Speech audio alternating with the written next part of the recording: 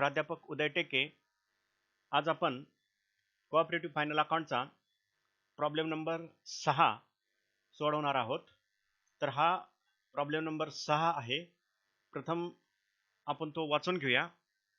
From the following trial balance of urban Vikas credit cooperative society limited Pune, prepare profit and loss account for the year ended 31st March 2015 and balance sheet as on that date. तर हा trial balance आहे credit cooperative सोसायटीचा.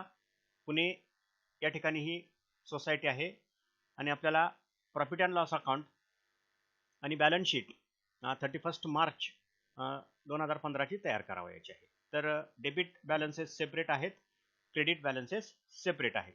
अशा वेळेला एक काळजी घ्यायची, डेबिटची total trial balance मधली आणि क्रेडिटची टोटल दोन्ही इक्वल आहे का, समान येते का, ते फक्त काय करायचं बघून घ्यायचं. सहसा बरोबर येते, पण जर प्रिंटिंग मिस्टेक वगैरे असेल तर अशा वेळेला ती बरोबर येत नाही. प्रॉब्लेम सोडवल्यानंतर तो प्रॉब्लेम मग बॅलन्स शीट टॅली होत नाही आणि मग आपण थोडं काय होत असतो, गोंधळात पडत असतो. त्यामुळे थोडं फक्त काय करायची, ट्रायल बॅलन्स टॅली होते का ते पाहायचं. तर आपण प्रथम ट्रायल बॅलन्स थोडक्यात बघू. Salaries and honorarium, interest on deposits and loans, postage, printing stationery, office expenses, office rent, traveling expenses, meeting expenses, telephone charges, audit fees, advertisement, commission, donation, legal charges, insurance, motor tax, sundry expenses, share capital आहे. credit balance, interest received, commission received, dividend received, then reserve fund, dividend equalization reserve. Next deposits आहेत accept केलेले. Credit cooperative society म्हटल्यानंतर ठेवी स्वीकारते. Fixed deposits आहेत, saving deposits आहेत, loans and ओव्हरड्राफ्ट्स आहेत. त्यानंतर डेव्हलपमेंट फंड आहे, कॅश इन हँड आहे, कॅश ॲट बँक आहे, डिव्हिडंड पेड आहे, पीडीसीसी बँक शेअर्स आहेत, म्हणजे शेअर्समध्ये केलेली गुंतवणूक आहे पीडीसीसीच्या, लोन्स आहेत, मोटर कार आहे, स्टॉक ऑफ स्टेशनरी आहे आणि प्रॉफिट आहे. प्रॉफिट फॉर द इयर 13-14 म्हणजे लास्ट इयरचा प्रॉफिट आहे. आणि अशा पद्धतीनं ट्रायल बॅलन्स आपल्याला हा टोटल करून दिलेला आहे. फक्त टॅली होते का पाहणं विद्यार्थी म्हणून आपली जबाबदारी आहे. देन ॲडिशनल इन्फॉर्मेशन पहा. Number 1, provide depreciation on motor car. Motor कारवर एक डेप्रिसिएशन चार्ज करायचा आहे. त्यानंतर आउटस्टँडिंग एक्सपेन्सेस आहे, इलेक्ट्रिसिटी चार्जेस 300 आणि ऑफिस रेंट आहेत 500. त्यानंतर प्रिपेड इन्शुरन्स आहे 200 रुपये. Outstanding interest on loans to members 5000 रुपये आहे. डिव्हिडंड आहे 5% was declared on share capital of rupees 9 lakh as on 31st March 2014. तर 31st March 2014 ला जे कॅपिटल आहे त्याच्यावर 5% डिव्हिडंड डिक्लेअर करायचा आहे आणि 25% जो प्रॉफिट आहे 13-14च्या प्रॉफिटच्या 25% रिझर्व्ह फंडला रक्कम काय करायचे, ट्रान्सफर करायचे. तर हा प्रॉब्लेम आहे. आपल्याला आता एन फॉर्ममध्ये प्रॉफिट अँड लॉस अकाउंट आणि बॅलन्स शीट तयार करावयाची आहे. तर हे आहे solution in the books of urban Vikas cooperative society. N form profit and loss account 31/3/2015. Blank form आपण इथं तयार केलेला आहे. 1 by 1 आपण ॲटम ट्रान्सफर करत असताना क्रमानं प्रॉफिट अँड लॉस अकाउंटचे ॲटम काय करू, ट्रान्सफर करू. ही बॅलन्स शीट आहे N form, balance sheet as on 31st March 2015. Liability साईडला 11 हेड्स असतात.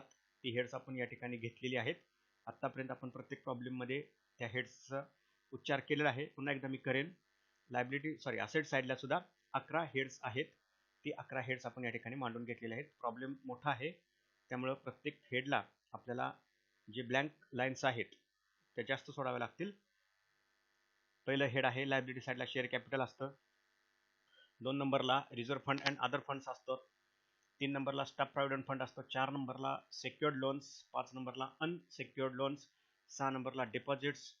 7 नंबरला करंट लायबिलिटीज अँड प्रोव्हिजन्स. 8 नंबरला अनक्लेम्ड डिव्हिडंड.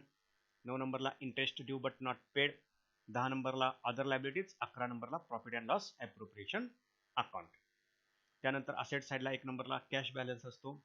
2 नंबरला इन्व्हेस्टमेंट. 3 नंबरला प्रॉव्हिडंट फंड इन्व्हेस्टमेंट. 4 नंबरला लोन्स अँड ॲडव्हान्सेस. 5 नंबरला डेटर्स. 6 नंबरला करंट असेट्स, 7 नंबरला फिक्स असेट्स, 8 नंबरला मिसलेनियस एक्सपेन्सेस अँड लॉसेस, 9 नंबरला अदर आयटम्स, 10 नंबरला प्रॉफिट अँड लॉस अकाउंट म्हणजे लॉस डेबिट बॅलन्स आणि करंट लॉसेस 11 नंबरला. तर अशा पद्धतीनं प्रथमतः आपल्याला हा जो फॉर्म एन आहे विशेषतः बॅलन्स शीटचा तो तयार करणं गरजेचं असतं. हेड आणि त्याच्या खाली ॲटम लिहिण्यासाठी एक 4 ते 5 ओळी उदाहरण वाचल्यानंतर आपल्याला ते रिकाम्या सोडाव्या लागत असतात. आपण या ठिकाणी त्या पद्धतीनं ओळी सोडून हा फॉर्मॅट तयार करून घेतलेला आहे. आता आपण एक एक ॲटम ट्रायल बॅलन्स मधला काय करूया, पोस्ट करूया. पहिला आयटम आहे salaries and honorarium 79,600. Debit balance आहे. प्रॉफिट अँड लॉस अकाउंटच्या डेबिटला हा आयटम ट्रान्सफर करायचा. फक्त ऍडजस्टमेंट आहे का ते पाहायचं. ऍडजस्टमेंट नाही. Salaries and honorarium 79,600 profit and loss अकाउंटच्या डेबिटला. सॅलरीज अँड ऑनोरारियम इथं 2 नंबरला लिहू आपण. इंटरेस्ट 1 नंबरला असतं. To salaries and honorarium. To salaries and honorarium 79,600. 79,600. Then interest on deposits and loans. हे इंटरेस्ट डेबिट आहे म्हणजे हे इंटरेस्ट पेड केलेलं आहे. कशावर? डिपॉझिट्स ज्या ॲक्सेप्ट केलेल्या आहेत आणि जे लोन घेतलेलं आहे कोऑपरेटिव्ह सोसायटीनं इतर बँकेकडून जे लोन घेतलेलं आहे त्याच्यावर हे इंटरेस्ट काय केलेलं आहे, पेड केलेलं आहे. 3,32,000. प्रॉफिट अँड लॉस अकाउंटच्या डेबिट साईडला हा आयटम 1 नंबरला वर्ग करायचा. To interest on deposits and loans. To interest on deposits and loans 3,32,000. याला पण आउटस्टँडिंग वगैरे आहे का पाहायचं. 3,32,000. ठीक आहे. आउटस्टँडिंग आहे का आपण बघू.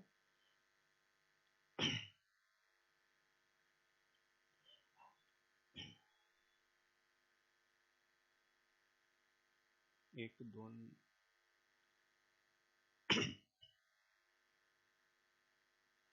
Outstanding interest on loans to members नाही, हे इन्कमशी इंटरेस्ट अर्नशी संबंधित आहे. ठीक आहे. ॲडजस्टमेंट नाही, डायरेक्ट आपण आउटरला घेऊ. 3,32,000.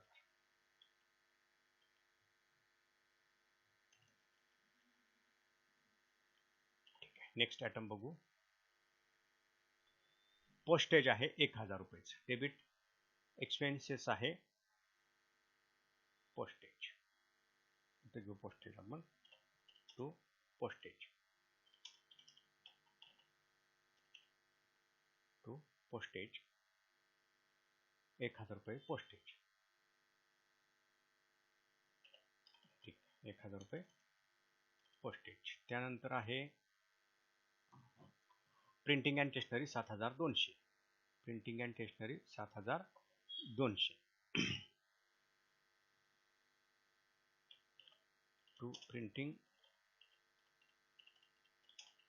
And stationery 7,200.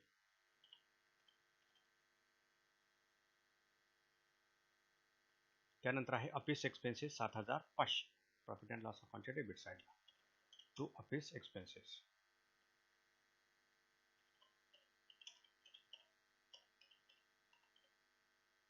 To office expenses 7,500. To office expenses 7,500. ठीक आहे. ऑफिस रेंट आहे 6,300. ऑफिस रेंटला ॲडजस्टमेंट आहे 6,300 office rent.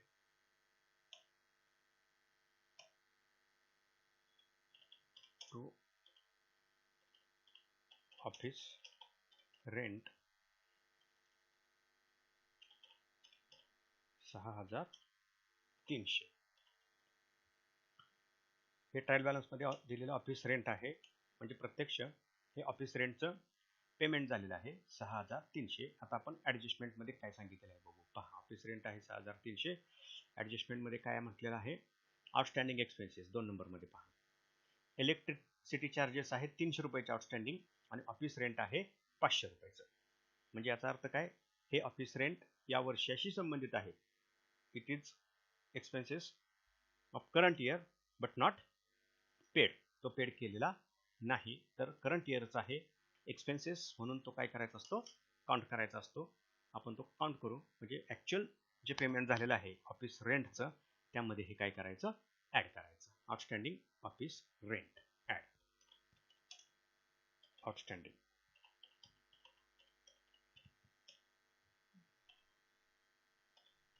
₹500 outstanding office rent. मग टोटल ऑफिस रेंट किती असेल, 6300 ॲक्च्युअल पेड केलेले आणि 500 रुपयाचं आउटस्टँडिंग, एकूण झालं 6800. ओके.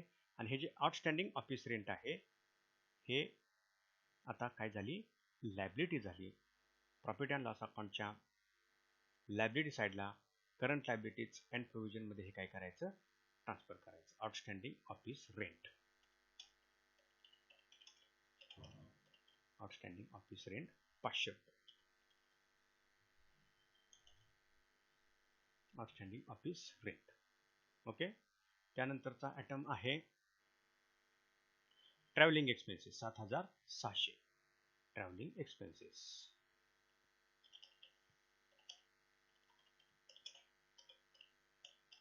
7600 हा झाला ट्रॅव्हलिंग एक्सपेन्सेस. आउटस्टँडिंग वगैरे काहीही नाही.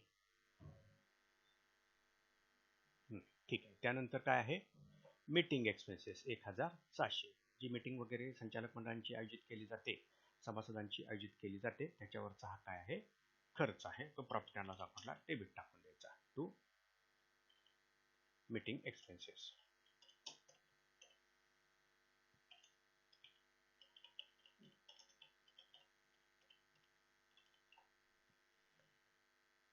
ठीक आहे. मीटिंग एक्सपेन्सेस किती आहे, meeting expenses 1600. 1600.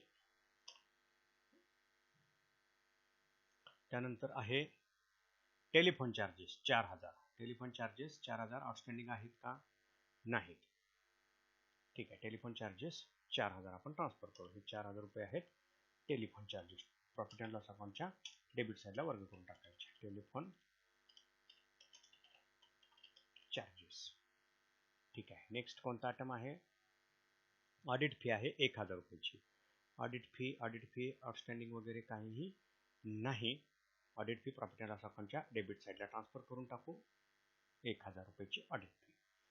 To audit fee. Audit fees किती रुपयाची ऑडिट फी आहे, 1000 रुपयाची ही ऑडिट फी आहे. एक्सपेन्सेस म्हणून प्रॉफिट अँड लॉस अकाउंटला ती ट्रान्सफर करायची. त्यानंतर आहे ॲडव्हर्टाइजमेंट 1400.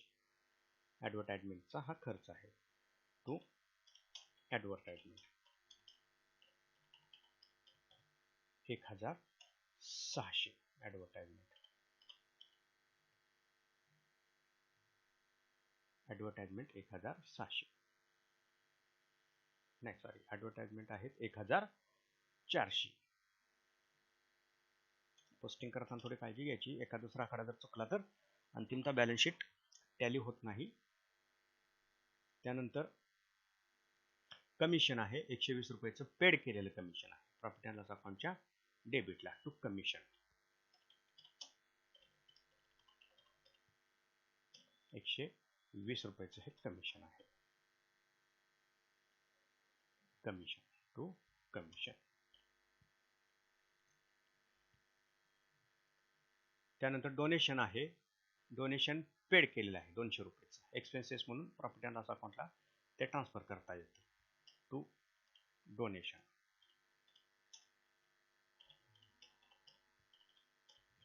₹200 डोनेशन पेड केलेले आहेत. फंड वगैरे काही नाही आहे, त्यामुळं एक्सपेन्सेसला ते ट्रान्सफर करा. जर डोनेशन फंड वगैरे असतात तर त्यामधून ते वजा केलं असतं, परंतु डोनेशन हे एक्सपेन्सेस म्हणून काउंट करू शकतो आपण. इथं लिगल चार्जेस आहेत 3000 रुपयाचे. लिगल चार्जेसला पण ॲडजस्टमेंट नाही.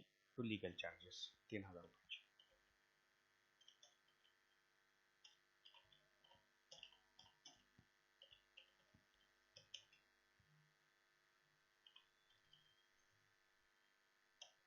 लीगल चार्जेस, 3000 रुपयाचे लीगल चार्जेस. ठीक आहे. आता पुढचा आयटम कोणता आहे? इन्शुरन्स पेड केलेला आहे 1600 रुपयाचा. इन्शुरन्स पेड केलेला आहे. To insurance 1700. तिथे एक ॲडजस्टमेंट आहे, ती पण आपण या ठिकाणी बघून घेऊया. इन्शुरन्स पेमेंट किती झालेलं आहे? 1600 रुपयाचं पेमेंट झालेलं आहे. आणि 3 नंबरला काय म्हटलेलं आहे? प्रीपेड इन्शुरन्स आहे. प्रीपेड म्हणजे काय? ॲडव्हान्स पेमेंट आहे. किती रुपयाचं ॲडव्हान्स पेमेंट आहे? 200 रुपयाचं ॲडव्हान्स पेमेंट आहे. ते ॲडव्हान्स पेमेंट इथं हा जो इन्शुरन्स पेड केला आहे त्यामध्ये पेड झालेला आहे. मग ॲडव्हान्स पेमेंट हे करंट इयरशी संबंधित नसतं, म्हणजे तो करंट इयरचा एक्सपेन्सेस नाही, तो काय आहे? नेक्स्ट इयरचा एक्सपेन्सेस असतो. त्यामुळं जे पेमेंट झालेलं आहे पर्टिक्युलर एक्सपेन्सेसचं, त्यामधून ते काय करायचं? लेस करायचं. लेस प्रीपेड इन्शुरन्स. किती रुपयाचं पेमेंट झालेलं आहे? 500 रुपयाचं प्रीपेड इन्शुरन्स आहे. किती रुपयाचं आहे प्रीपेड इन्शुरन्स? 200 रुपयाचा प्रीपेड इन्शुरन्स आहे. 200 रुपयाचा प्रीपेड इन्शुरन्स आहे.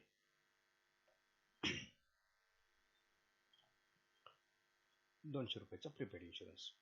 ठीक आहे. मग 1700 पैकी 200 रुपये नेक्स्ट इयरशी संबंधित आहेत. मग 1400 हे करंट इयरशी संबंधित आहेत. आणि हा जो प्रीपेड इन्शुरन्सचा भाग आहे, म्हणजे ही जी अमाऊंट आहे ती आता ॲडव्हान्स पेमेंट म्हणून बॅलन्स शीटच्या असेट साईडला जाईल. ओके. आता हे कुठं ट्रान्सफर करायचं? इथं लोन्स अँड ॲडव्हान्सेसमध्ये पण काय ट्रान्सफर करू शकता.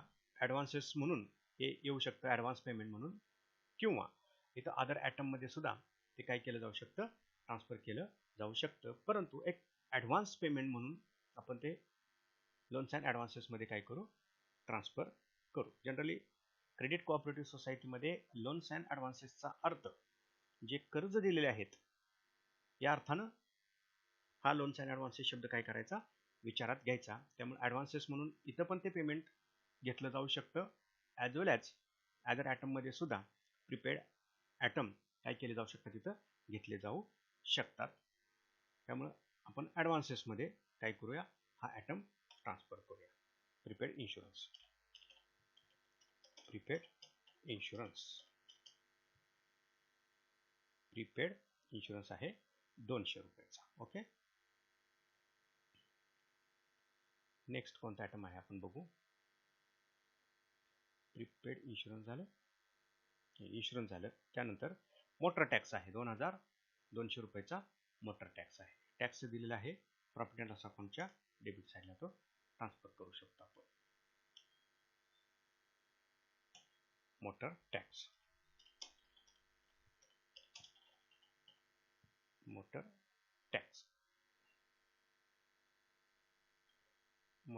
आहे 2200 रुपयाचा.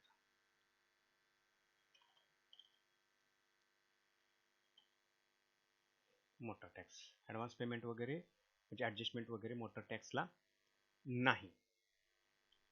इलेक्ट्रिसिटी चार्जेसला आहे. ओके. ठीक आहे. त्यानंतर पहा पुढचा आयटम कोणता आहे? मोटर टॅक्स झाला. त्यानंतर आहे सन्ड्री एक्सपेन्सेस 1400. ठीक आहे. सन्ड्री एक्सपेन्सेस आहे प्रॉफिट अँड लॉस अकाउंटच्या डेबिट साईडला आपण ते ट्रान्सफर करू. Sundry expenses to sundry expenses.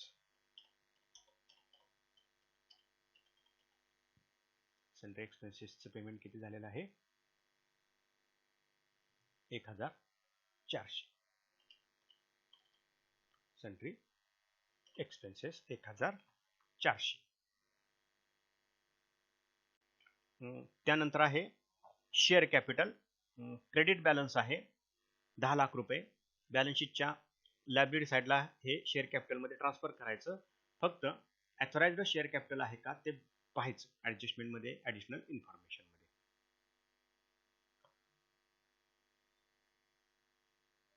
नाही. ठीक आहे. मग शेअर कॅपिटल बॅलन्स शीटच्या लायबिलिटी साईडला 10 लाख रुपये. ते शेअर कॅपिटल. ओके, ॲथोराइज वगैरे असं काय उल्लेख केलेला नाही, त्यामुळे हे ट्रायल बॅलन्समध्ये आहे ना, ते सगळं काय असतं, पेड अप असतं. ओके, शेअर कॅपिटल 10 लाख रुपये. नेक्स्ट आयटम आहे इंटरेस्ट रिसिव्ह आहे 5,80,900, म्हणजे हे इंटरेस्ट मिळालेलं आहे प्रॉफिट अँड लॉस अकाउंटच्या क्रेडिट साईडला 5,80,900.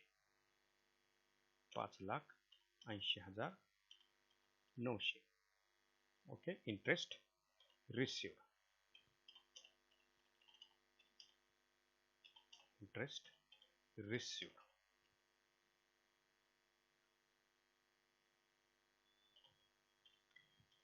आता इंटरेस्ट मिळालेला आहे, आउटस्टँडिंग इंटरेस्ट आहे का, म्हणजे अनअर्न इंटरेस्ट आहे का, generally it is called as accrued interest. ॲडजस्टमेंटमध्ये बघायचं, ते बघून घेऊ आपण. आहे पा interest, outstanding interest on loans to members. आता लोन्स टू मेंबर्स म्हणजे सभासदांना दिलेलं कर्ज, त्याच्यावरचं हे व्याज आहे, म्हणजे हे मिळालेलं व्याज आहे, म्हणजे मिळायला पाहिजे होतं व्याज, परंतु हे मिळालेलं नाही. Generally it is called as accrued interest. म्हणजेच हे 5,000 रुपये इंटरेस्ट काय करावं लागेल आपल्याला, हे जे इंटरेस्ट रिसिव्ह आहे त्यामध्ये ॲड करावं लागेल. ॲड ॲक्रूड. ॲड ॲक्रूड काय असेल ते, म्हणजे हे इंटरेस्ट अगोदर आपण इनर कॉलमला घेऊ, आणि ॲक्रूड इंटरेस्ट किती आहे ते ॲक्रूड इंटरेस्ट यामध्ये आपल्याला ॲड करावं लागेल. Accrued outstanding interest on loans to members, जे सभासदांना कर्ज दिले त्याच्यावरचं हे काय आहे, व्याज, म्हणजे हे उत्पन्न असतं की जे मिळालेलं नाही, 5,000 रुपये. ठीक आहे, 5,85,900 थोडक्यात त्याची टोटल होईल. 5,85,900 हे झालं interest received, out of which 5,000 is accrued interest, then it is transferred to asset side of balance sheet. Other item मध्ये हा आयटम काय करायचा, ट्रान्सफर करायचा. accrued interest on members loans. accrued interest.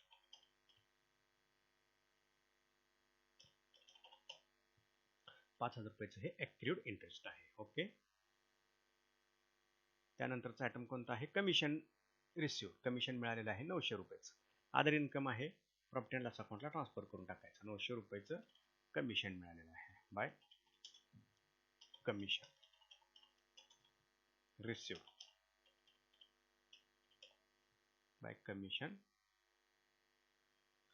Receive 900 रुपयाचं हे कमिशन मिळालेलं आहे. Outstanding वगैरे कमिशनच्या बाबतीत काहीही सांगितलेलं नाही. ओके, ठीक आहे. पुढचा आयटम कोणता आहे, डिव्हिडंड मिळालेला आहे. अदर इन्कम आहे 8,700. Dividend received 8,700.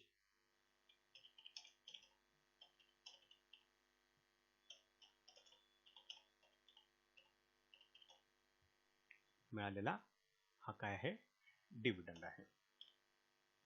Dividend received. Other income मध्ये डिव्हिडंड रिसिव्ड काय करायचा, ऍड करून टाकायचं. त्यानंतर आहे reserve fund. Reserve fund credit balance असतो आहे बॅलन्स शीटच्या लायबिलिटी साईडला, तो रिझर्व्ह फंड काय करायचा, ट्रान्सफर करायचा 71,000 रुपये रिझर्व्ह फंड. रिझर्व्ह फंड यावर्षी आपल्याला ॲडिशन करायचं आहे, त्यामुळे तो इनर कॉलमला आपण घेऊया. रिझर्व्ह फंड ऑलरेडी जो ट्रायल बॅलन्स मध्ये दिलेला आहे तो 71,000 रुपयाचा तो रिझर्व्ह फंड आहे. ओके, त्यानंतरचा आयटम कोणता आहे, डिव्हिडंड इक्वलायझेशन रिझर्व्ह. 6,000 रुपयाचा डिव्हिडंड इक्वलायझेशन रिझर्व्ह आहे, तो पण reserve fund and other funds मध्ये ट्रान्सफर करायचा. Dividend equalisation reserve. Dividend equalisation reserve किती आहे, डिव्हिडंड इक्वलायझेशन रिझर्व्ह तो आहे 6,000 रुपयाचा.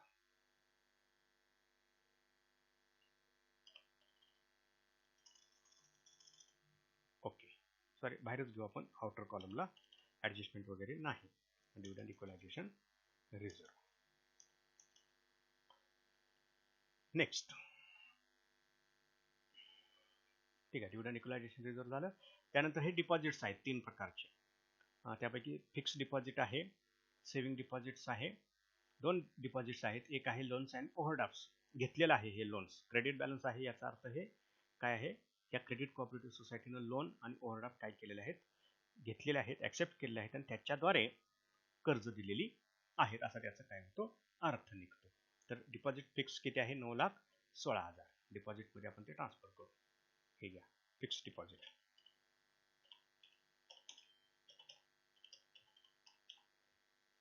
9,16,000. हे झालं डिपॉझिट्स फिक्स. त्यानंतर सेव्हिंग्ज 1,30,000.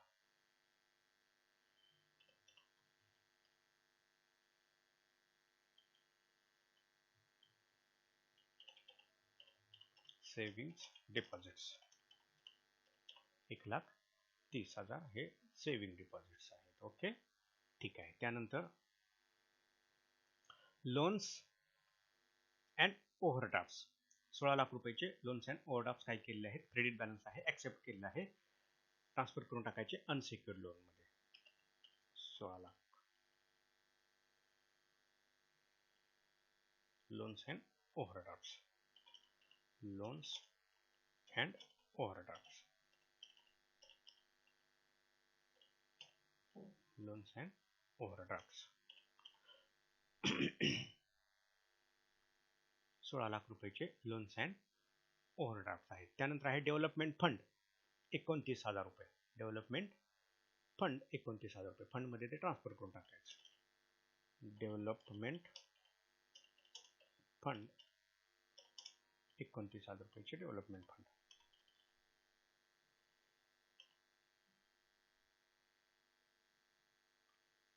ठीक आहे. त्यानंतर आता पुन्हा डेबिट बॅलन्सेस आहेत.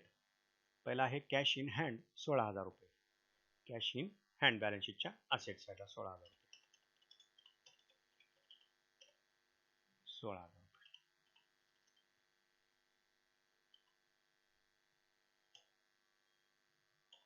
कॅश इन हँड 16,000 रुपये. त्यानंतर आहे कॅश ॲट बँक 2,91,000 रुपये. Cash at bank 2,91,000.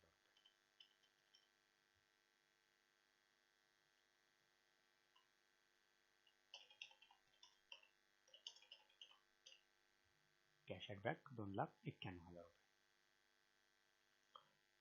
त्यानंतर आहे डिव्हिडंड पेड केलेला आहे. हा किती रुपयाचा डिव्हिडंड पेड केलेला आहे, 40,000 रुपयाचा डिव्हिडंड हा पेड केलेला आहे. इथं थोडं एक काळजी घ्यायची, ती काळजी अशी घ्यायची की ज्या अर्थी डिव्हिडंड पेड केलं आहे त्या अर्थी डिव्हिडंड काय असतो, डिक्लेअर केलेला असतो.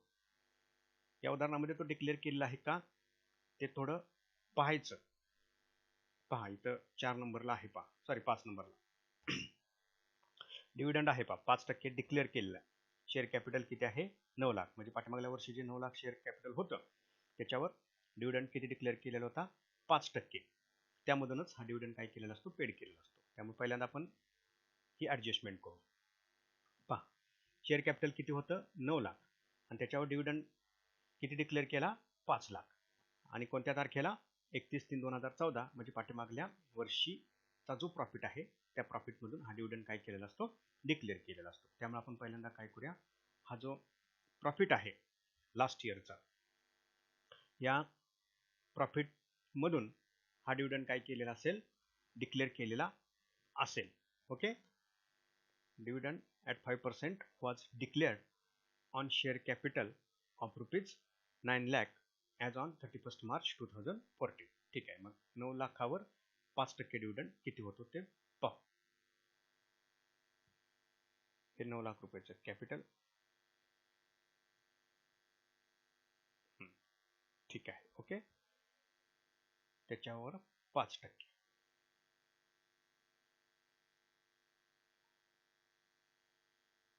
किती होतो डिव्हिडंड, 45,000 रुपयाचा तो डिव्हिडंड होतो. ठीक आहे. मग हा डिव्हिडंड पहिल्यांदा आपण डिक्लेअर करू. ठीक आहे. आता हा जो नफा आहे इथं बॅलन्स शीटच्या लायबिलिटी साईडला. प्रॉफिट कोणत्या वर्षाचा घ्यायचा, 2013, 2014. 14. 13-14चा प्रॉफिट किती आहे? 67,220. 67,220 रुपयाचा तो प्रॉफिट आहे. ओके, त्यातून 45,000 रुपयाचा हा डिव्हिडंड आपल्याला वजा करावा लागेल. ओके, डिव्हिडंड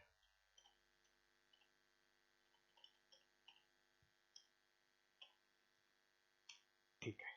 हा डिव्हिडंड 45,000 रुपये. ओके, आता डिव्हिडंड तुम्ही डिक्लेअर केल्या it's become, after declaration of dividend it's become liability. इथं आपल्याला ती लायबिलिटी काउंट करावी लागेल. हे पहा, डिव्हिडंड, प्रपोज्ड डिव्हिडंड. ओके, हा झाला प्रपोज्ड डिव्हिडंड. आणि आउट ऑफ विच, यापैकी लेस पेड किती केला? तो ट्रायल बॅलन्स मध्ये दिलेला आहे. पेड किती केलेला आहे? 40,000 रुपयाचा डिव्हिडंड पेड केलेला आहे. हे पहा, डिव्हिडंड पेड केलेला आहे 40,000 रुपयाचा, तो यामधून पेड करा 40,000 रुपये. ओके, हा पेड केला. आता राहिली किती अमाऊंट? 45,000 रुपये डिक्लेअर केलेला लास्ट इयरला, तो यावर्षी पेड केला 40,000 रुपये. राहिले किती? 5,000 रुपये. हा झाला अनक्लेम्ड डिव्हिडंड. ओके, ठीक आहे. त्यानंतर पहा,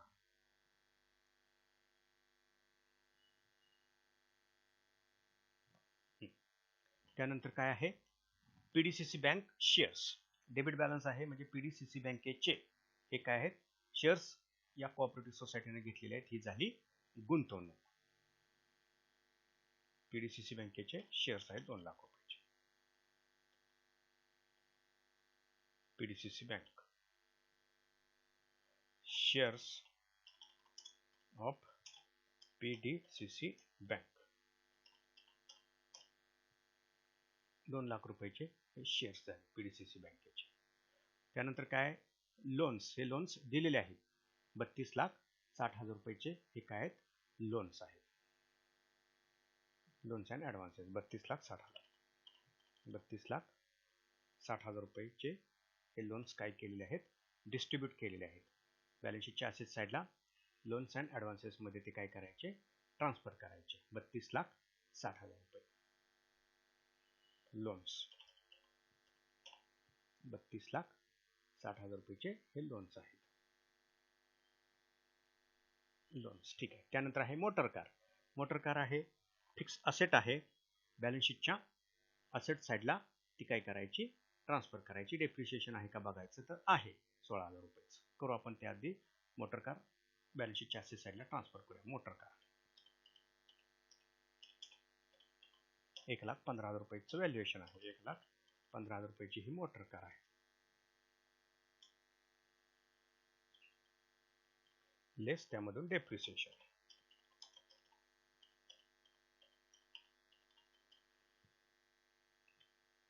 किती आहे डेप्रिसिएशन? बॅलन्स शीटच्या असेटमधून ते आपण वजा करू. Provide depreciation on motor car 16,000 रुपये डेप्रिसिएशन आहे. तर 1,15,000 ची मोटर कार, डेप्रिसिएशन 16,000 रुपये.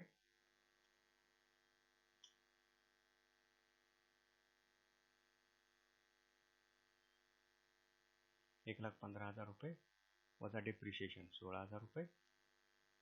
मोटर कार आता किती दिसेल? 99,000 रुपये.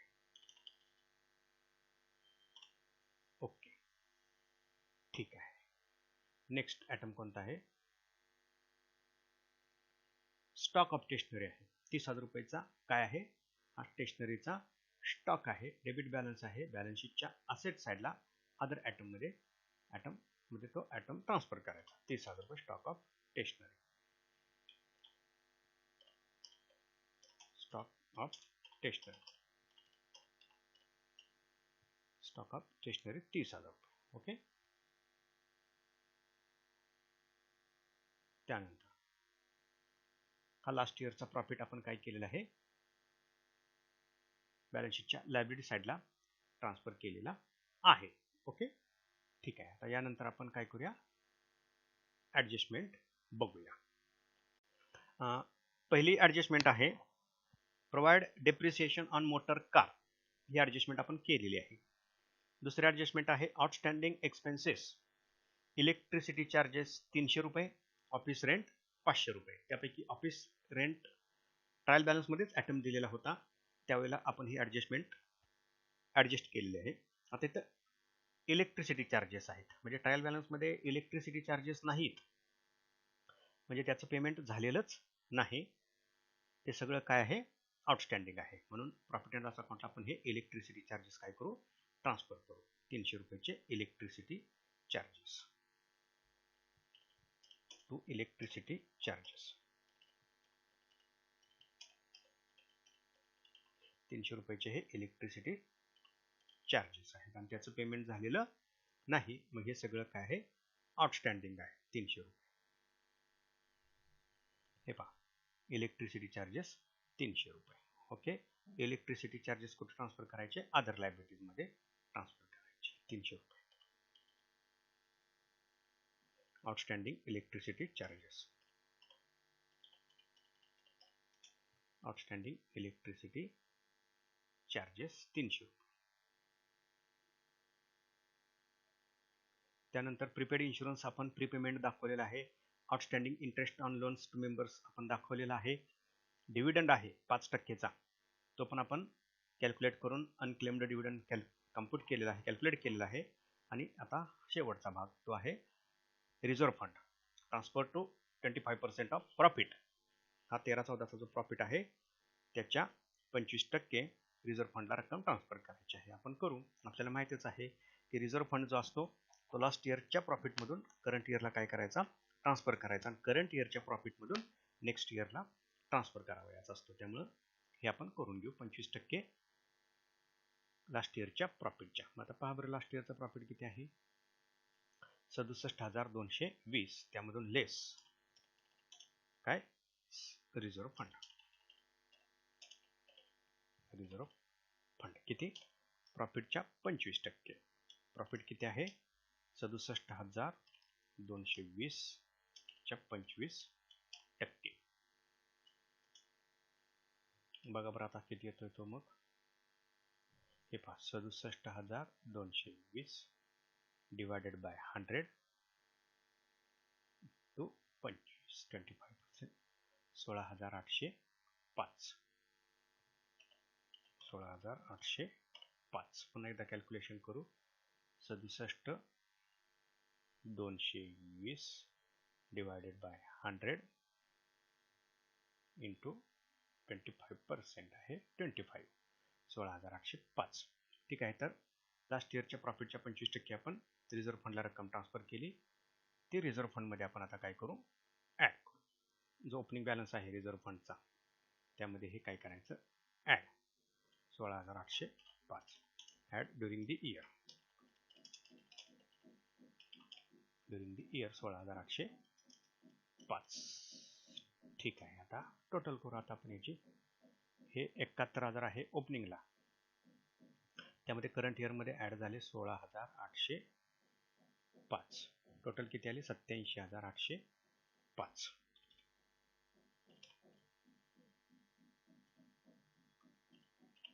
87,805. ठीक आहे, झाली शेवटची पण ॲडजस्टमेंट. आता आपण काय करू, पहिल्यांदा नफा किंवा तोटा काय असेल ते कॅल्क्युलेट करूया. ओके,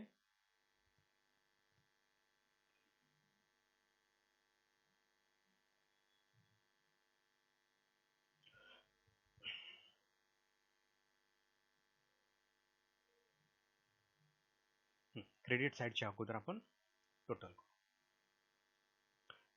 5,85,900 प्लस 900 प्लस 8,700 किती आली, 5,95,500. टोटल 5,95,500 किती आहे, 5,95,500. ओके, हे झालं प्रॉफिट अँड लॉस अकाउंटची क्रेडिट साईडची टोटल. आता आपण डेबिट साईडची टोटल करूया. ठीक आहे, पहा 1 बाय 1. 3,32,000, 3,32,000. त्यानंतर 79,700, त्यानंतर 7,500, त्यानंतर हे 6,800, त्यानंतर हे 7,600, त्यानंतर 1,600, त्यानंतर 7,200, त्यानंतर हे 1 4, हे 1 5, हे 1 6, 6,400, त्यानंतर हे 120 आणि 200 320, 320 आणि हे 3,000 3,320, 3,320, त्यानंतर हे 1,400, त्यानंतर हे 2,200, त्यानंतर हे 1,400, त्यानंतर हे 300 इलेक्ट्रिसिटी चार्जेस. ओके, 4,57,320, 4,57,320. इथं कुठेतरी आपण ते लिहून घेऊ अगोदर. 4,57,320 हे डेबिट साईडची काय आहे, टोटल आहे. पुन्हा एकदा आपण चेक करूया.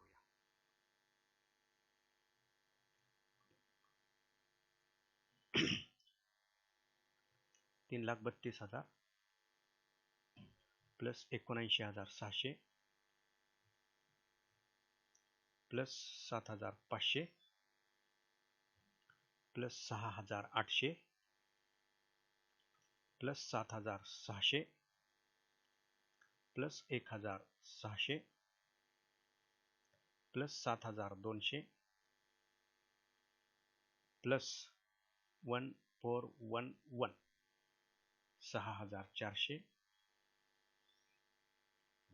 Plus 120 plus 200 plus 3,000 plus 1,400 plus 2,200 plus 1,400 आणि लास्ट 300. किती होते टोटल? 4,57,320. ठीक आहे, 4,57,320 हा खर्च आहे. त्यामधून इन्कम किती आहे वजा करा. 5,95,500. एवढ्याने इन्कम जास्त आहे. म्हणजे प्रॉफिट किती आहे? 1,38,180. 1,38,180. 1,38,180 हा झाला net profit. Net profit, net profit किती आहे? Net profit 1,38,180. 1,38,180 रुपये हा नेट प्रॉफिट आहे. टोटल 5,95,500. आणि हा जो नेट प्रॉफिट आहे तो बॅलन्स शीटच्या लायबिलिटी साईडला जो लास्ट आयटम आहे ट्रान्सफर करून टाकायचं. Profit for the year. Profit for the year. आणि बॅलन्स शीट काय करायची? टॅली करायची. फक्त या प्रॉफिटमधून जे ॲप्रोप्रिएशन आहे 25% ते memorandum profit and loss appropriation अकाउंटमध्ये काय करू शकतो? आपण दाखवू शकतो. एक memorandum profit and loss appropriation account करायचं. त्या ठिकाणी लास्ट इयरचा प्रॉफिट क्रेडिट साईडला घ्यायचा 67,220. करंट इयरचा प्रॉफिट 1,38,180 आणि डेबिट साईडला हा डिव्हिडंड आणि रिझर्व्ह फंडला आयटम काय करायचे? ट्रान्सफर करायचे. अशा पद्धतीने मेमोरँडम ट्रेडिंग अकाउंटमध्ये हे एकत्र दाखवता येऊ शकतं. आणि मग 25% करंट इयरच्या प्रॉफिटच्या 25% रक्कम रिझर्व्ह फंडला ट्रान्सफर करून दाखवायची. हे memorandum trading account memorandum profit and loss appropriation अकाउंटमध्ये केलं जातं. ठीक आहे, प्रॉफिट घेतला. आता लास्ट इयरचा प्रॉफिट किती शिल्लक राहिलेला आहे त्याचं अजून आपल्याला कॅल्क्युलेशन करायचं आहे. घ्या 67,220 त्यातून वजा हे 45,000 रुपये, त्यातून हे 16,805. लास्ट इयरचा प्रॉफिट 5,415 राहतो. 5,415. ठीक आहे, आता आपण काय करायची? बॅलन्स शीट टॅली करून बघू. टोटल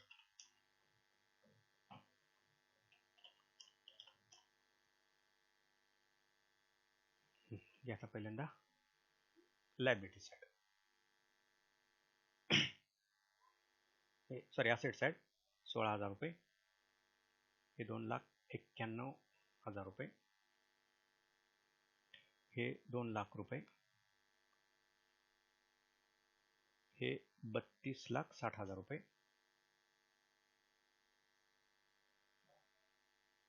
हे 200 रुपये, हे 99,000 रुपये,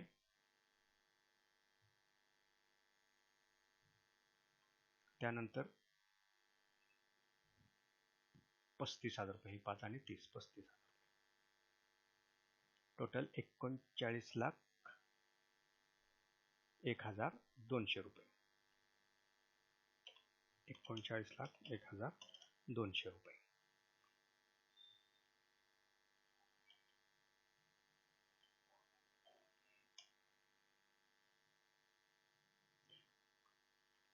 आता आपण असेट साईड बघू, सॉरी लायबिलिटी साईड 10 लाख रुपये, त्यानंतर हे 87,805 रुपये, त्यानंतर हे 6,000 रुपये, त्यानंतर हे 29,000 रुपये, त्यानंतर हे 16 लाख रुपये, त्यानंतर 9,16,000 रुपये, त्यानंतर 1,30,000 रुपये, त्यानंतर हे 500 300 800 रुपये, हे 5,000 रुपये, हे 5,415 रुपये आणि 1,38,180 रुपये. किती येते टोटल? 39,18,200 रुपये, 39,18,200 रुपये. ठीक आहे, बॅलन्स शीट टॅली होत नाही, आपल्याला पुन्हा एकदा ती चेक करावी लागेल. आपण पुन्हा एकदा बॅलन्स शीटची टोटल करून बघूया. या उदाहरणामध्ये हे जे डेप्रिशिएशन आहे 16,000 रुपये आपण चार्ज केलेलं आहे.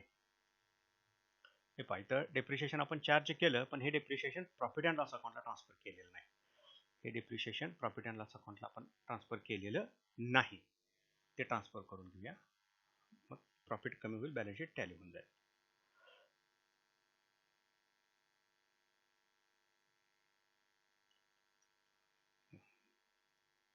₹16,000 आहे डेप्रिशिएशन ऑन मोटर कार, 16,000.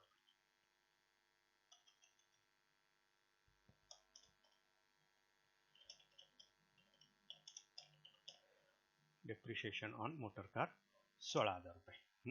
ठीक आहे, आता डेप्रिशिएशन चार्ज केल्यामुळे नेट प्रॉफिट काय होईल? कमी होईल. यामध्ये नेट प्रॉफिट किती दिसेल आता आपल्याला? 1,38,180 मायनस डेप्रिशिएशन 16,000, 1,22,180, 1,22,180, 1,22,000. हे कॅल्क्युलेशन बेरीज ही म्हणजे इन्कममधून एक्सपेंडिचर वजा करून मी चेक केलेलं आहे.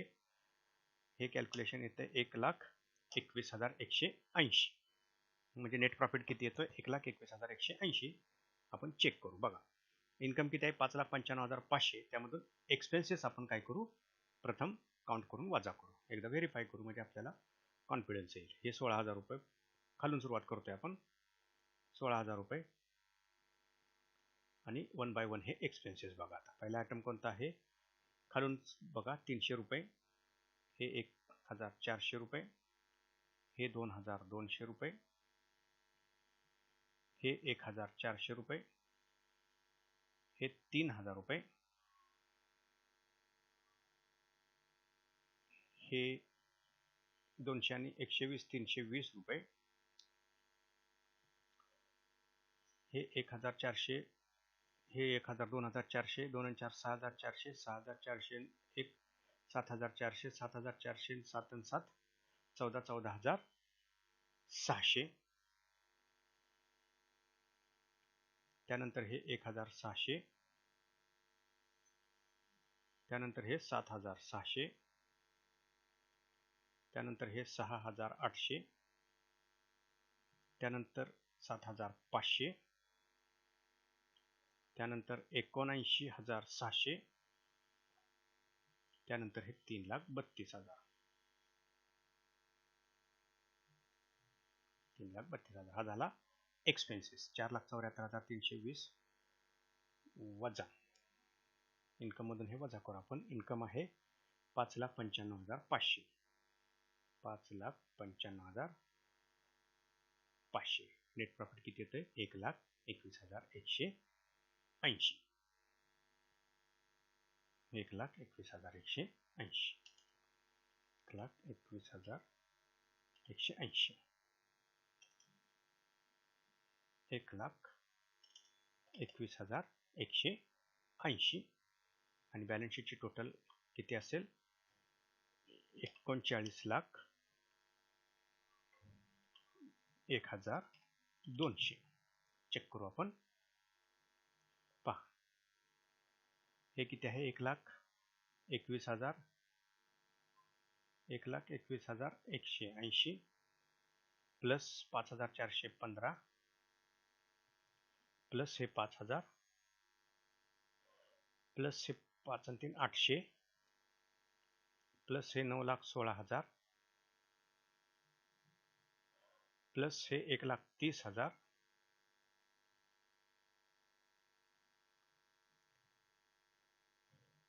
त्यानंतर हे 16 लाख रुपये. 16 लाख रुपये. त्यानंतर खालून वर जातोय आपण 29,000 रुपये प्लस हे 6,000 रुपये प्लस 87,805 आणि हे 10 लाख रुपये. किती आले? 39,01,200. पहा, 39,01,200 अशा पद्धतीनं आपली बॅलन्स शीट काय झालेली आहे? टॅली झालेली आहे. या उदाहरणामधून एक लक्षात आलेलं असेल, आकडेवारी कॅल्क्युलेशन करत असताना, नफा कॅल्क्युलेट करत असताना असेल किंवा बॅलन्स शीटची टोटल करत असताना, टॅली होत असताना एकदा किंवा दोनदा आपल्याला बेरीज मारायला लागू शकते. त्यामुळे काळजीपूर्वक आकडे ट्रान्सफर करणे, बेरीज आणि वजाबाक्या करणे हे काम काळजीपूर्वक करणं यामध्ये काय असतं? गरजेचं असतं.